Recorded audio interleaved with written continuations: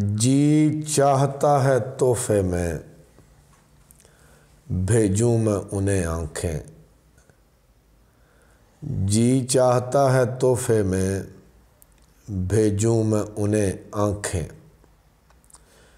اے میں جی نبی پاک صلی اللہ علیہ وآلہ وسلم دے دیدار دے حوالے نال کچھ منتخب شدہ جڑے کلام نے وہ پیش کرنا چاہ رہے ہیں۔ جی چاہتا ہے تحفے میں بھیجوں میں انہیں آنکھیں، درشن کا تو درشن ہو، نظرانے کا نظرانہ۔ اور ایک شاعر کہندا ہے 17 پردیاں چوں سہی پر دیکھاں ایک ہی جلوہ، 17 پردیاں چوں سہی پر دیکھاں ایک ہی جلوہ، 100 تیری جے ہور کسے ول تک گیا تے اکھیں، سر تو لے کے پیراں تک جے میں اکھاں بن کے ویکھاں، پھر بھی تینوں ویندا ویندا اک گیا تے اکھیں۔ تے حضرت سلطان باہو رحمۃ اللہ علیہ کہندے نے کہ اے تن میرا چشمہ ہوئے تے میں مرشد ویخ نہ رجاں ہوں، لوں لوں دے مڈ لکھ لکھ چشمہ، ہک کھولاں ہک کجاں ہو۔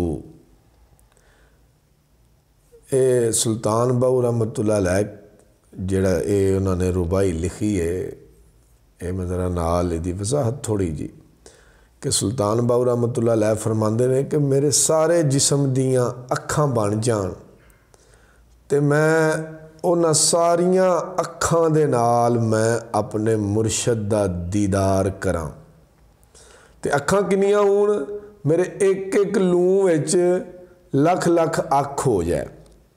اے تن میرا چشمہ ہوئے تے میں مرشد ویخ نہ رجاں ہوں، لوں لوں دے مڈ لکھ لکھ چشمہ، ہک کھولاں ہک کجاں ہو۔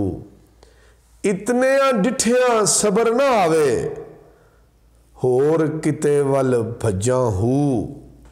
اتنیاں ڈٹھیاں صبر نہ آوے تے ہور کتے ول بھجاں ہو، مرشد دا دیدار ہے باہو، مینوں لکھ کروڑاں حجاں ہو۔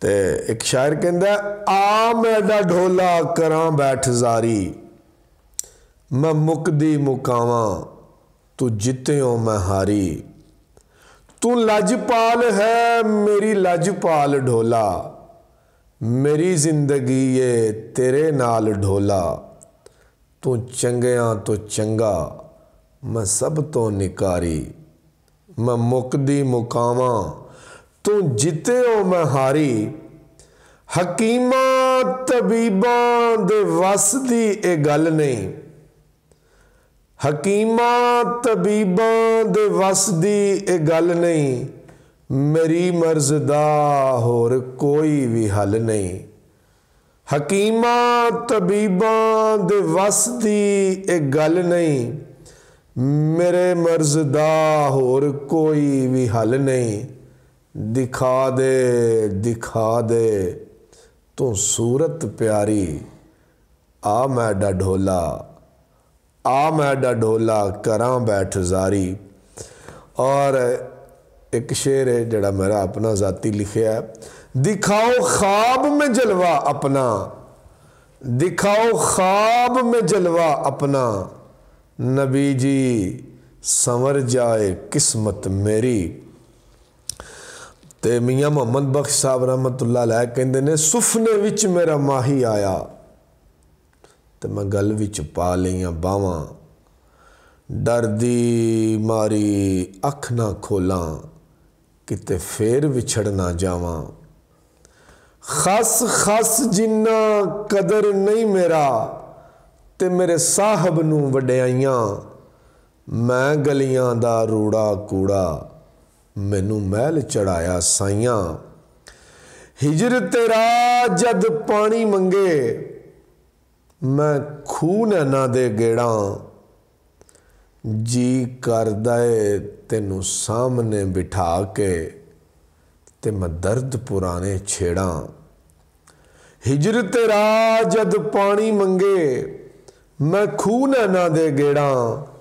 जी करदा है तेनू सामने बिठा के ते मैं दर्द पुराने छेड़ा।